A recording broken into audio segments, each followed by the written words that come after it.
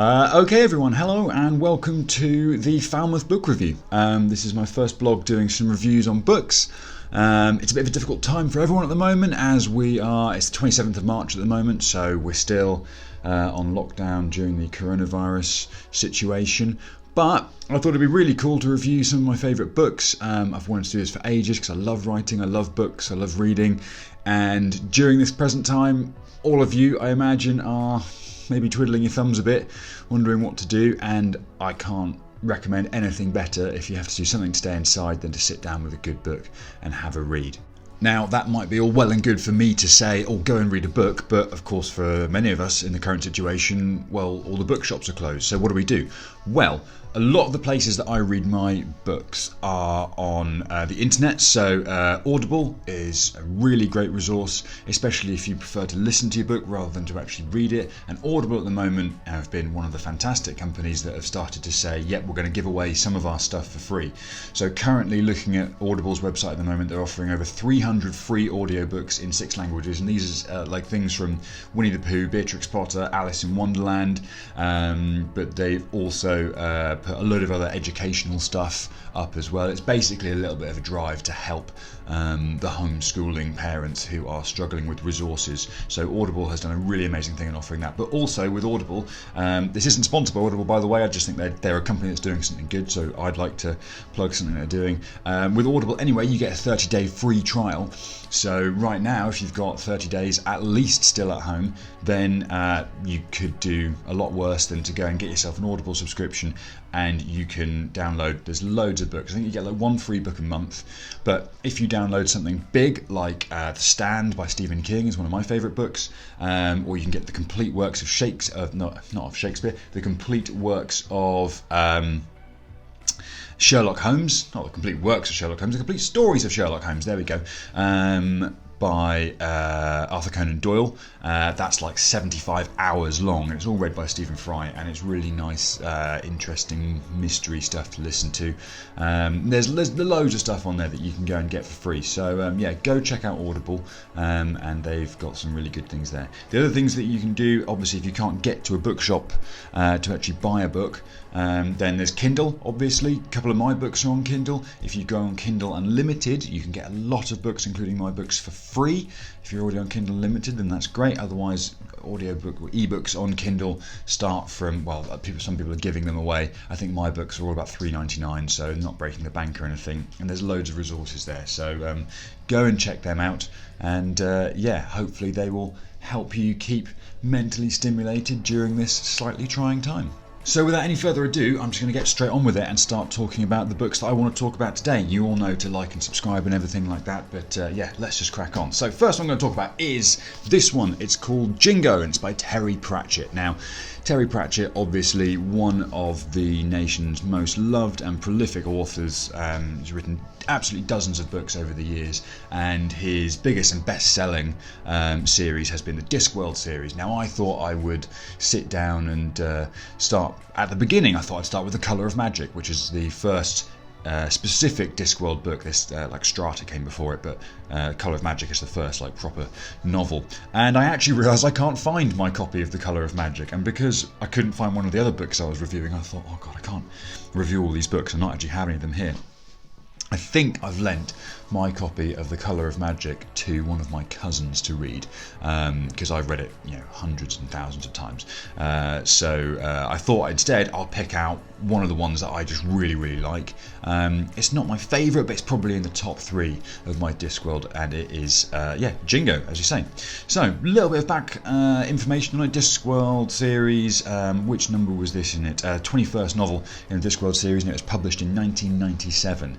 It's a story based on, well, to give you guys, if you've never heard of the Discworld very basically is a disc-shaped flat Earth, basically, that sits on the back of 4 giant elephants, which themselves sit on the back of a giant turtle floating through space. And on this Discworld, all kinds of magical, strange, weird and wonderful things happen. But it's not magical in the same way that like Lord of the Rings or Game of Thrones or anything else, that kind of magic stuff there. I don't actually know if Game of Thrones... Oh yeah, Game of Thrones got dragons, of course there's magic, yeah. Either way, it's not magic like that because Terry Pratchett puts a very satirical, humanistic touch onto everything that he does. There's a lot of very, very interesting dark and light humour in all the books throughout the Discworld, and what Terry Pratchett has quite masterfully done really is taken our world and held a mirror up to it.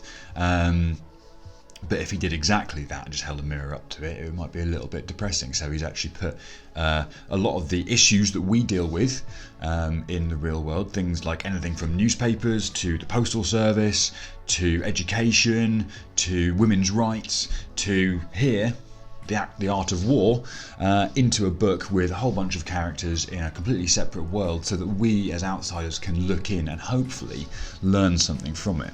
That said, I don't know if he would have intended it to have been a sort of a socially educational piece of material, but I think it is, and especially Jingo, for someone quite socialist and left like me, I think it's a really interesting anti-war story based around people going to war.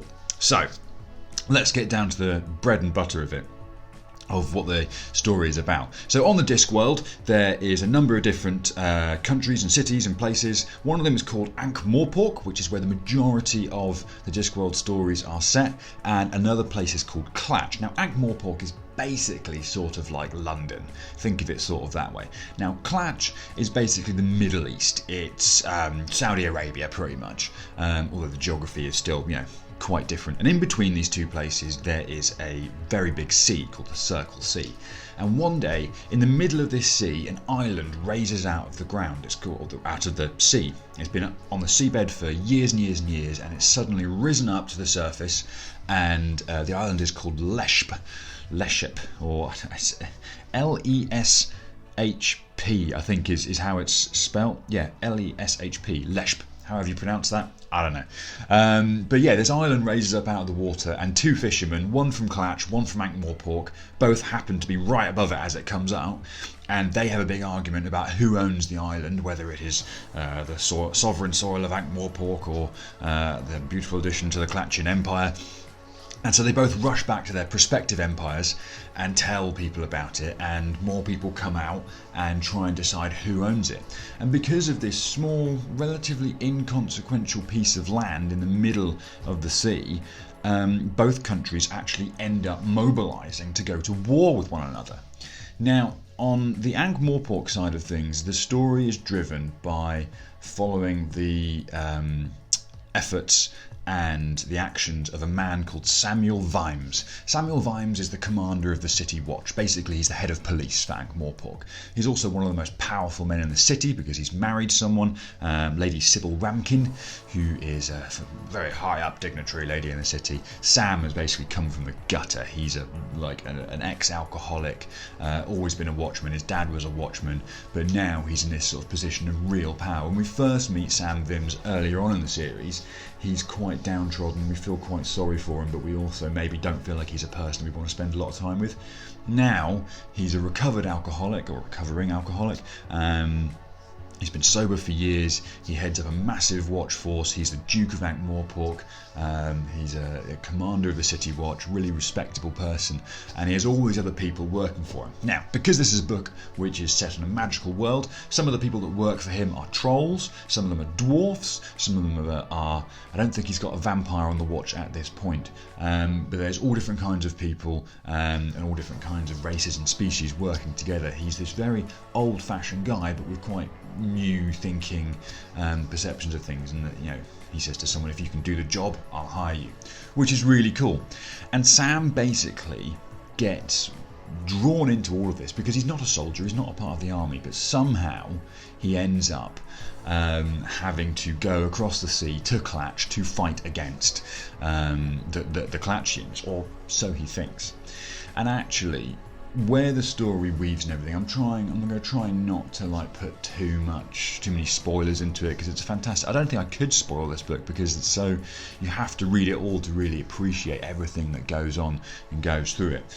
But there's a lot about the reasons why some people at the top of any society have such a great appetite to go to war. And that's what Jingo, the word, literally means. It means sort of almost the joy of going to war, that sort of jingoistic nature of we'll show Johnny Foreigner, or in this they say Johnny Clatchian.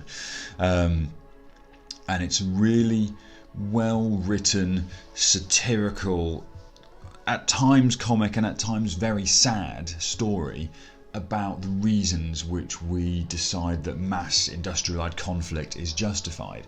And as a lot of people point out in this book, the reason for the conflict seems to be a very small piece of land which has risen above the water, and they don't even know how long it's going to stay there for, and yet they're about to go to war over it.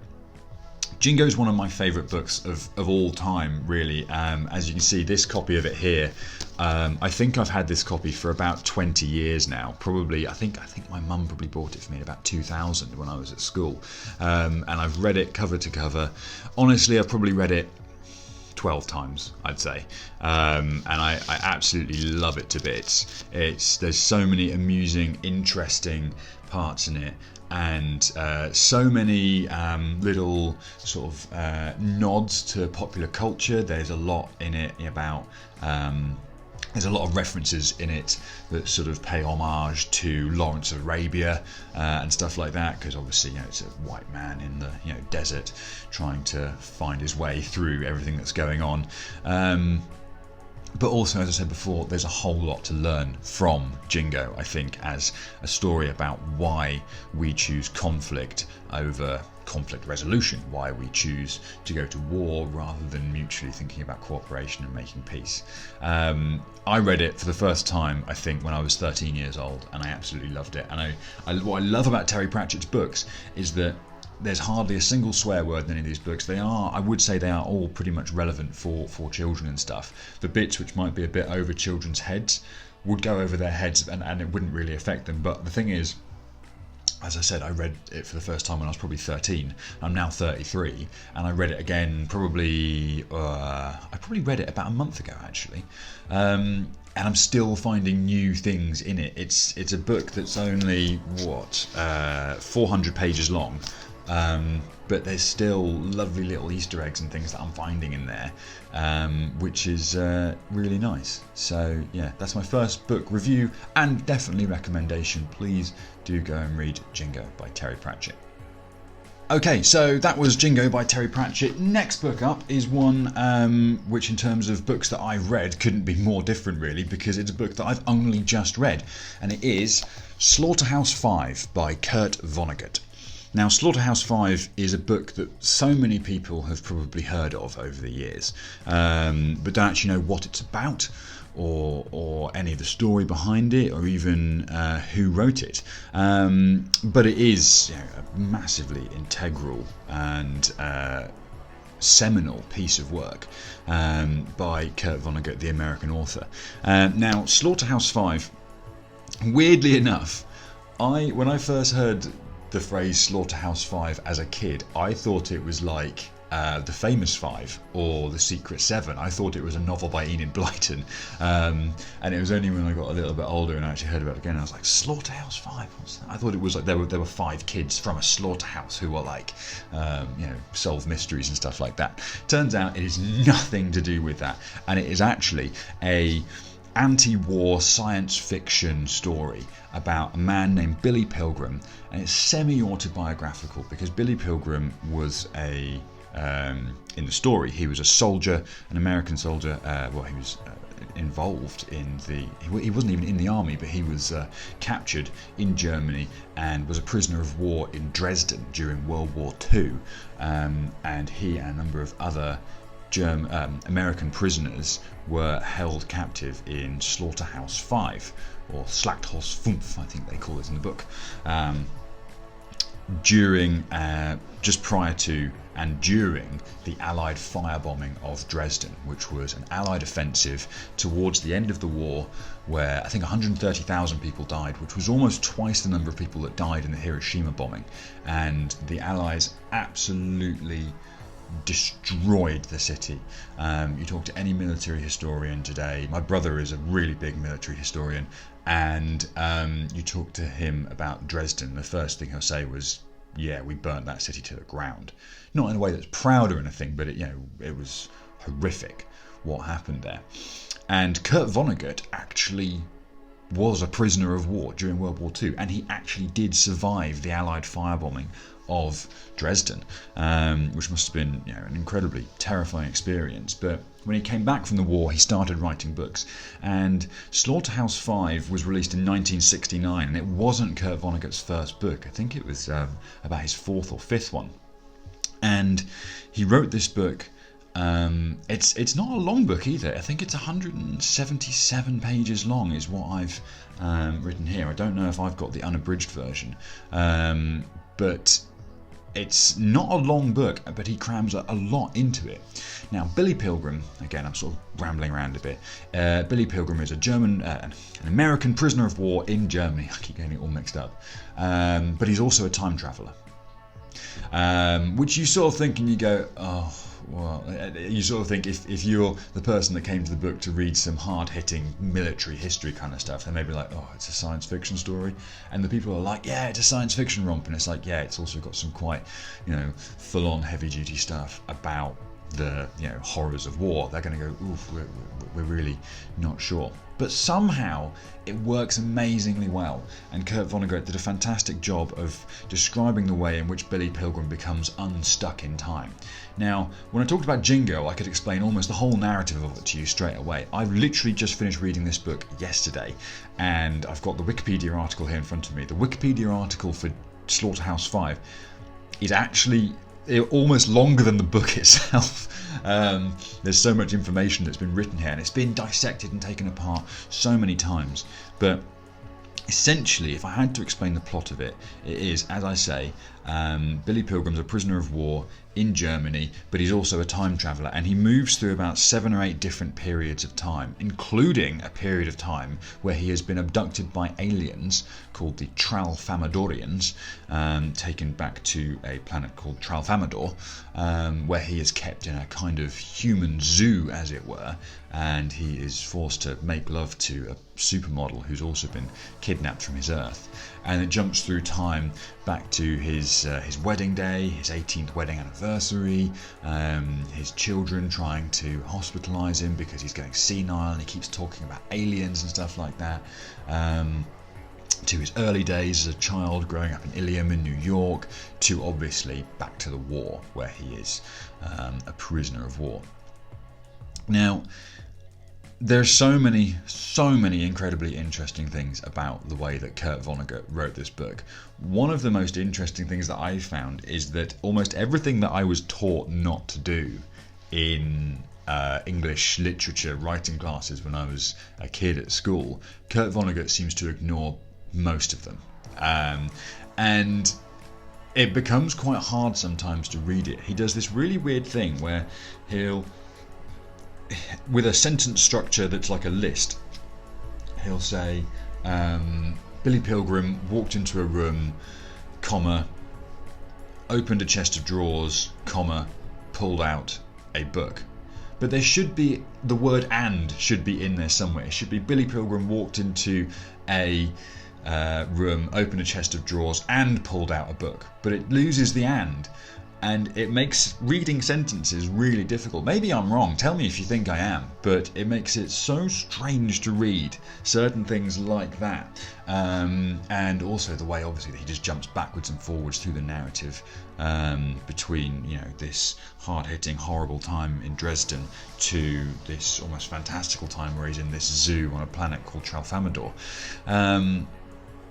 But amongst all of that, amongst all of the madness, and Kurt Vonnegut has done a really, really good job of justifying the madness with which he writes his novels, the sort of wavy up and down kind of motion of everything. He describes a story as being something which starts very nice and high, so this is sort of the equilibrium for a person, that's everything's good, and then it's there's something which goes wrong and they drop down here and everything's scary and horrible and they've got to get out of it and they get themselves back up to the end where it's all nice and good and resolved again, or not maybe, but either way that's the basic thing. And my film studies teacher said it a different way. He said when you're writing a story, you take a princess, so you show someone a princess, you put her in a tree, you throw lots of rocks at her, you get her back down out of the tree. That's the basic thing. There's something nice that's in peril, something nice that's in peril that gets resolved. Kurt Vonnegut said, everyone's heard that story, I'm going to write something different. And for a lot of the first books that he did, he was generally not ignored, but he didn't become immensely successful like he did with Slaughterhouse Five. So the story that he tells, at the end, you still don't really know Billy Pilgrim as a character, which is so different from the kind of stuff that I read. I read lots of things by people like Stephen King and Terry Pratchett, where the descriptions of characters are so clear-cut, there's almost nothing left to your imagination, but just enough. They do it brilliantly. I'm nowhere near as good at describing characters as Stephen King or Terry Pratchett. But Kurt Vonnegut doesn't seem to bother at all. At the end of it, if you said to me, by the way, you know Billy Pilgrim's black, right? I mean, it might have been mentioned somewhere in the book that he's white, but I don't remember it. I was way too engrossed in how the story was going and changing and moving backwards and forwards. I remember that it says at some point that he has a large penis because he's naked in this zoo and he has to make love to this supermodel. That's about the only redeeming or defining factor that I can remember about Billy Pilgrim, other than that his name is Billy Pilgrim and that he's a time traveller and that he has children. But the actual descriptions of it, Vonnegut just went, no, don't need that. I'm just going to throw you right into the action, and then I'm going to move the action all about. And it's like almost being on like a tour of a city, but where the tour bus is going at 500 miles an hour, and you're just seeing snapshots of everything really, really fast, which sounds frenetic and awful and disjointed, but it's not. It's really interesting. And again, because I think if it was 500 pages long, I would have struggled with reading a book like this, but it's less than 200 pages, and it's fantastic.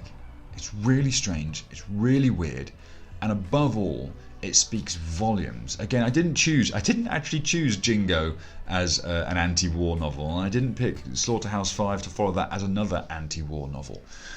But the bits which you don't miss because your head's being jerked away so fast are the bits about really how brutal some of it is. Even just the amount that Vonnegut didn't describe Billy Pilgrim was the absolute opposite to the amount which he described some of the horror that Billy Pilgrim went through. Even just the guy that Billy Pilgrim comes into the internment camp with, who's wearing these horrible ill-fitting clogs because he couldn't find boots properly and his feet are swollen and falling apart. Again, the descriptions aren't long-winded. He doesn't break it into you gently. He just tells you the guy's feet were falling apart because of the size of the clogs that he was wearing, and it's horrible.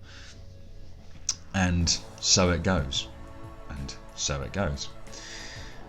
So Slaughterhouse Five, again, a book that I'd heard of for years and years and years. It's been rated in dozens of lists of, like top 100 books to read before you die, and I'm so glad that I did. And I think I will read it again. It's a really interesting one.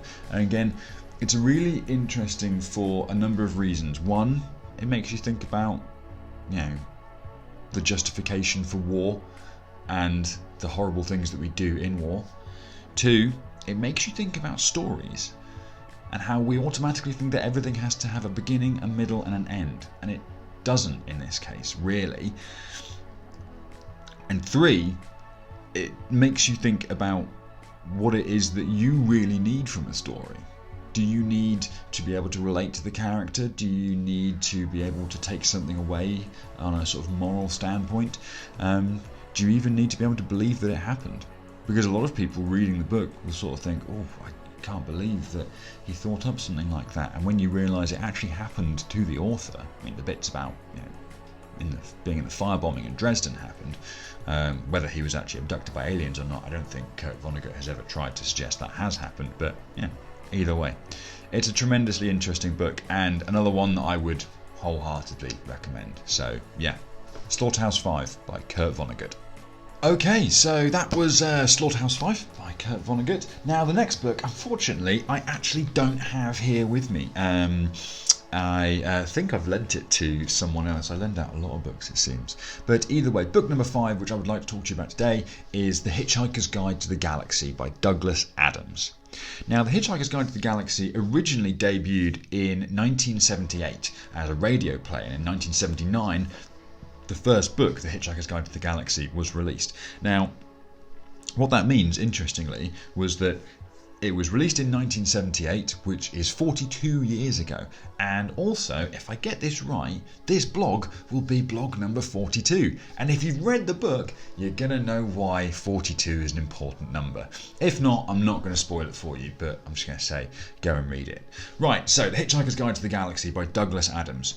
How do I describe this book? Well, first thing I'm going to say is that when I describe The Hitchhiker's Guide to the Galaxy, I'm going to describe all of the sort of the books in together, because when I first bought The Hitchhiker's Guide to the Galaxy, it was an omnibus of like 5 books, which was The Hitchhiker's Guide to the Galaxy, The Restaurant at the End of the Universe, Life, the Universe and Everything, So Long and Thanks for All the Fish, and then there was another 2 books that come after that. One's called Mostly Harmless, and the next is called An Other Thing, which was written in 2009. It was the first 4 books I had in a big sort of bundle all together. But the first book itself is probably something like, 180, 190 pages long, maybe. It's not particularly long at all, but it's again another one of those books that puts a whole lot of stuff into a very short space. But if you read them all in one big go, so The Hitchhiker's Guide to the Galaxy, Restaurant at the End of the Universe, Life, the Universe and Everything, So Long, Thanks for All the Fish, you get sort of like a 600-page novel all in together. And it is one of those books, or it's one of those series of books, that when you get to the end of one, you just can't wait to start reading the next one. And there's a couple of reasons for it. But either way, so I'm running away with myself. I need to tell you the plot. So, The Hitchhiker's Guide to the Galaxy centres around a man called Arthur Dent. Arthur Dent is a completely normal, average man. Now, as far as I'm aware, from the story, Arthur Dent lives in rural Somerset. It says that he lives in rural England, but when you go through the later books, there's some hints that he lives in Somerset, which is where I spent a part of my childhood and youth growing up. So it was really interesting when I sort of found that out as I was reading through the books. Now, Arthur Dent is a completely normal man with a completely normal job. However, one day he wakes up to find that there are bulldozers outside of his house and that his house is set to be demolished so that the council can build a bypass. He's very upset about this. What happens then is that a friend of his called Ford Prefect, who is, it turns out, an alien from a planet somewhere near Betelgeuse, shows up and rescues him, as it were. He says, you've got to come, they're going to demolish everything. And he says, I know, they're going to demolish my house. And he says, what do you mean? And it turns out that at the same time as the local council were set to demolish Arthur Dent's house, a group of intergalactic demolition people called the Vogons were actually set to demolish the entirety of Earth to make way for a hyperspace galactical bypass. And so, as the bulldozers are lining up outside of Arthur's house to run it down, in our atmosphere, thousands and millions of these machines are actually assembling, ready to destroy the Earth. Long story short, spoiler alert, they destroy the Earth. However, Arthur Dent and Ford Prefect manage to get away from the Earth, along with 1 or 2 other people that we find out about later on in the narrative. From there, Arthur goes on what can only be described as the most cosmically bizarre journey that's almost ever been committed to literature. It rivals anything from Red Dwarf to 2001: A Space Odyssey, and it also is another one of these books where, yes, it's extremely fun to read. It's extremely exciting. It's funny. It's comical. But also there's a lot of very interesting stories going on there. There's a lot, even in the first 100 or so pages of The Hitchhiker's Guide to the Galaxy, you start to see parallels being drawn between the attitudes of some of the aliens and other characters of the very petty things that we do as humans. The Vogons, who are the people that destroy Earth, are basically the idea of bad diplomacy and bureaucracy personified into this race of people that can't do anything without filling out the paperwork first and can't make any decisions without forming a committee to talk about it. Well, unless they're bad decisions, which they seem to be able to make very, very quickly. And there's dozens of these other kind of references that go through run through the story, and that are really, and there's so many things that you'll read throughout all of these books where you will go, oh, that's happened to me, that kind of thing's happened to me before. And it's just an extremely interesting way of writing what could have just been, you know, a really, really funny story, but maybe it's funny because we can relate to it all so much, because we can relate to the madness, because we can relate to the just frustrating nature of any living being that seems to exist in our universe. Now, The Hitchhiker's Guide to the Galaxy has been, you know, praised enormously, and, you know, students in particular, I think, there's rarely ever been a university house or bedroom that I've walked into where someone hasn't had a poster, or indeed the book itself, of The Hitchhiker's Guide to the Galaxy. It's been made into comic books, it's been made into feature films, it's been made into video games, and it is an amazing book, and I think it's a really important book as well for us at this particular time, for a couple of reasons. One, it's a great piece of escapism. It's fantastic for getting away from the real world around us, and the real world around us at the moment is a little bit scary. Also, The Hitchhiker's Guide to the Galaxy is a book, but it's also about a book. Now, Ford Prefect, the character in the book, is like a roving reporter for The Hitchhiker's Guide to the Galaxy, which is this sort of big book that he carries with him. And on the front cover of the book are inscribed two very important words: don't panic. And they're designed to basically soothe and calm people who look at the book, because they're usually looking at it for an answer to a question, and the question might be, why am I about to die in some kind of horrible mortal peril, and how can I escape from this situation?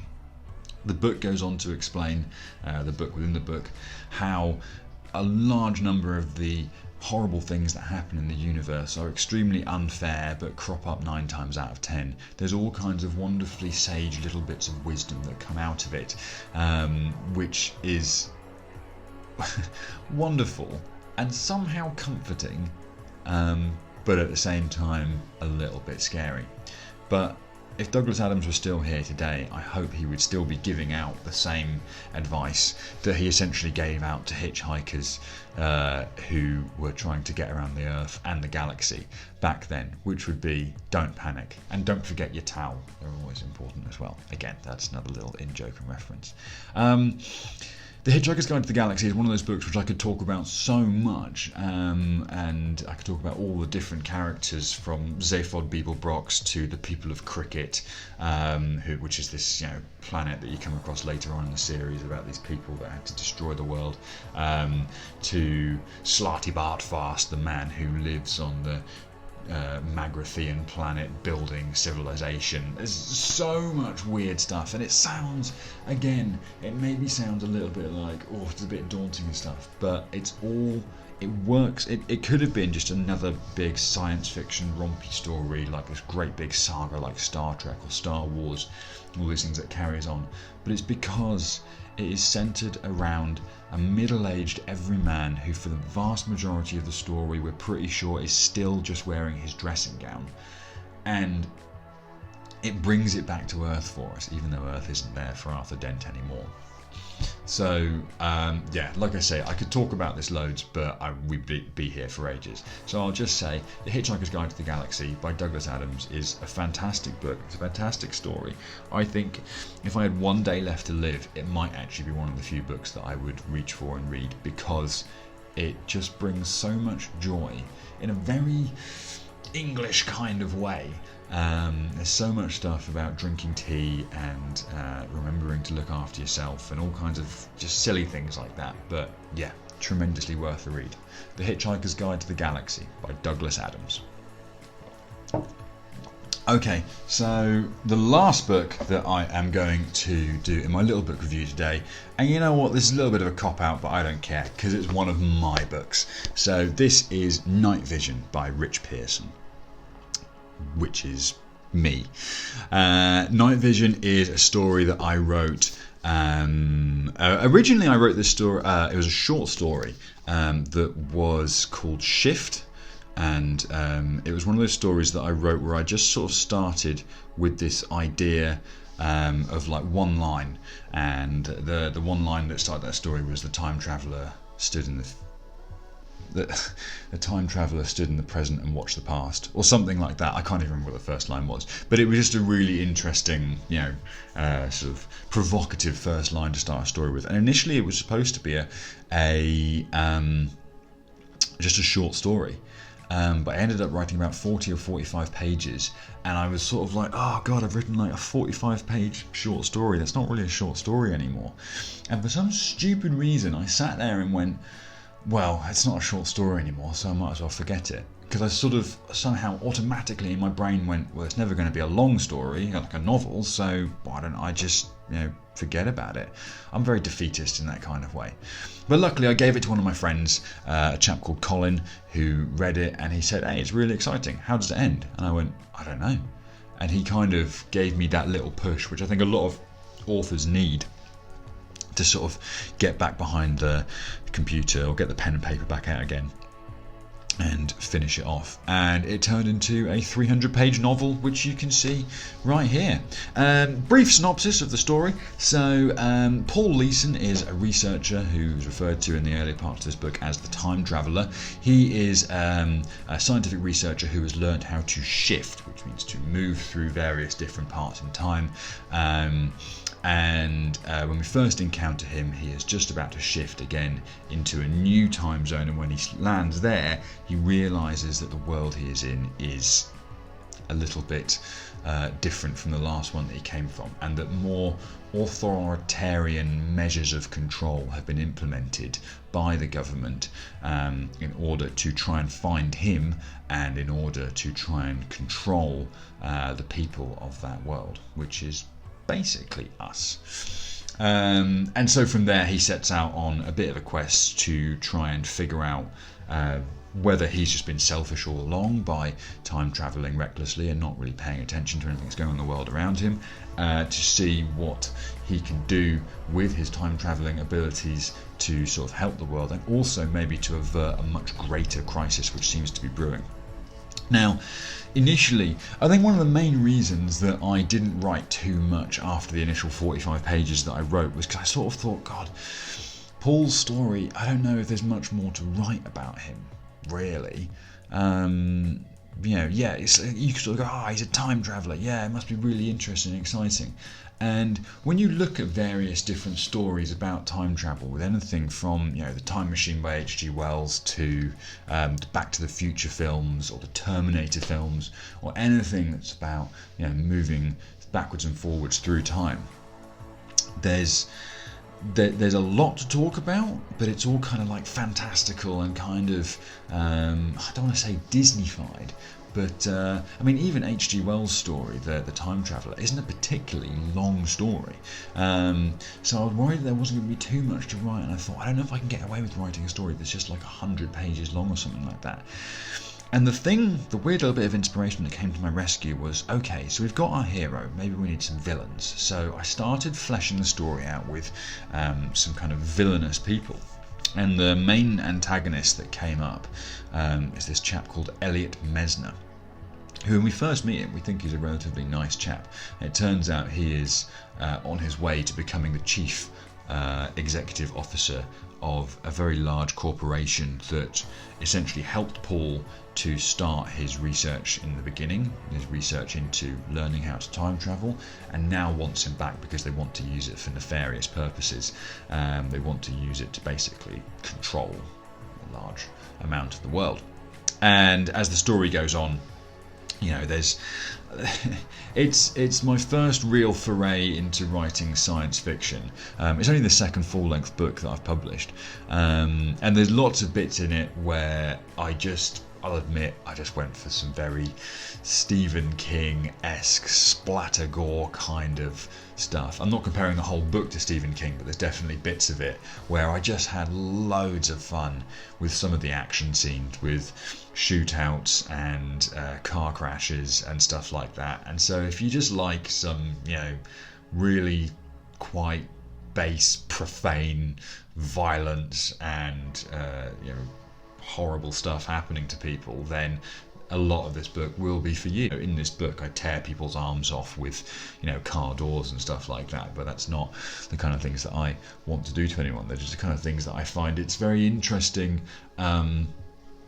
I think it's very interesting to sort of describe how people would react to things like that. And in doing that as an exercise, not just in scaring people, not just in entertaining people, but it's also really good as an exercise in discovering a bit more of our own humanity. And I think I actually learned a lot by writing some of the more gory, gritty, nasty scenes of helicopter crashes and nuclear bombs going off and stuff, which there are some of in this book. And at the same time, whilst I'm reading it, whilst I'm telling you this, I can tell that I sound like a sort of a 10-year-old kid who's been told that they can write a book, and I'm like, there's going to be explosions, people are going to die, it's going to be time travel, yeah. And you know what? Fuck it. I kind of wanted it to be like that. I was like, it's my book. It's the kind of book that I would want to read. I don't think there's any book, whether it's Jingo or Slaughterhouse Five or The Hitchhiker's Guide to the Galaxy, I don't think there's any book where I haven't read a certain bit of it and gone, I can't wait for this bit to be over so we can get back to the fun stuff. The Hitchhiker's Guide to the Galaxy, actually, I can't think of a single bit of that book that I didn't enjoy. But yeah, I just wanted to write a book about, crazy things happening, and about half of the book is that. I managed to be quite restrained because otherwise it wouldn't have had any story at all. A large part of the other book is actually the conversations that happen between people like Elliot Messner, the doctor who is helping to look for Paul and then helps Paul out later on, but the conversations especially with Messner about his role as the sort of chief operating officer and then the chief executive officer of this large company who is trying to always justify their means by demonstrating the ends which they will reach, which are often quite brutal, horrible, tremendously vicious things, putting the lives of the lives and the economy and the welfare of millions over, like just a few small people that get trapped in the gears as they go along, and talking about the reasons why they, as a company, have so much power and how they wield that power, and why, again, I didn't plan this. I really didn't plan to talk about two notoriously anti-war books to then talk about my sort of anti-war book. So there's a lot of stuff in Night Vision about me trying to explore the reasons why other people, or how other people, might justify going to war and doing these tremendously horrible things. And it was extraordinarily fun doing that. I'm writing another book now called Endurer, which is going to be quite similar to Night Vision, I think. And in fact, already some of the same technologies and stuff have started to crop up. But I've already found that the bits that I'm enjoying writing the most aren't the good guys. The good guys are, unfortunately, sometimes quite boring in the books that I write, which is really interesting when you read something like Jingo by Terry Pratchett or The Hitchhiker's Guide to the Galaxy by Douglas Adams, and you have characters like Sam Vims and Arthur Dent who they make really interesting. They're good guys who they make really interesting. I'm not very good at making good guys interesting. I can make bad guys interesting. Like, I can write thousands of words and hundreds of pages, and I have, on bad people justifying what they do to good people. Obviously, in my mind, good people don't really have to justify anything because good is intrinsically good. Maybe, I don't know. But so Night Vision started off as a story about time travel, and it turned into a story about politics, war, little bit about it's science fiction, but there's also like little bits of fantasy and stuff in there as well. So yeah, it's very hard to review a book that I actually wrote, but I've told you about as much about it as I can without spoiling anything. If you'd like to buy a copy of Night Vision, you can get it. It's online, and if you've got Kindle Unlimited, you can get it for free.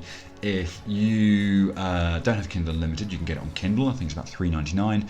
And if you want to buy a paperback version, I'm unsure as to whether or not they are still printing paperback versions at this current and sending them out at this current time during this current crisis. But if you do want to do that, then it's about £8. So yeah, either way, Night Vision by Rich Pearson.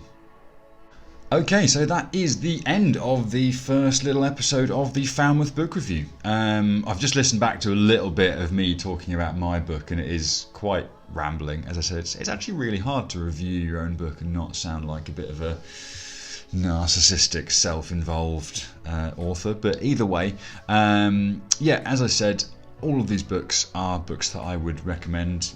Apart from, I can't really recommend my own book, but if you would like to buy it and have a look at it, do let me know what you think of it. Otherwise, Jingo by Terry Pratchett, The Hitchhiker's Guide to the Galaxy by Douglas Adams, and Slaughterhouse Five by Kurt Vonnegut are all fantastic books. They are all available, I believe, on Amazon or Audible, so do go and check them out because they're all very much worthwhile.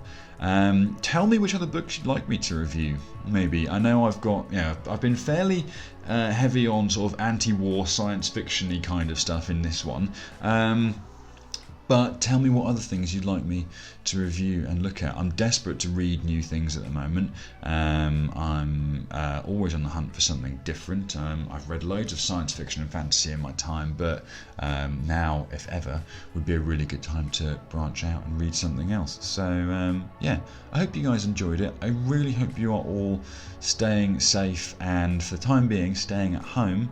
Please do like and subscribe to this channel.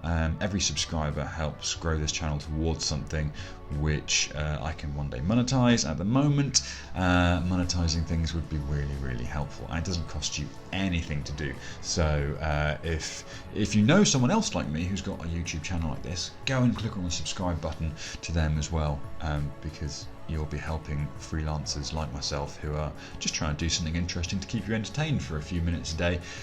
It will help us to grow as well. So thank you very much. Take care, guys, and we will see you next time on the Falmouth book review.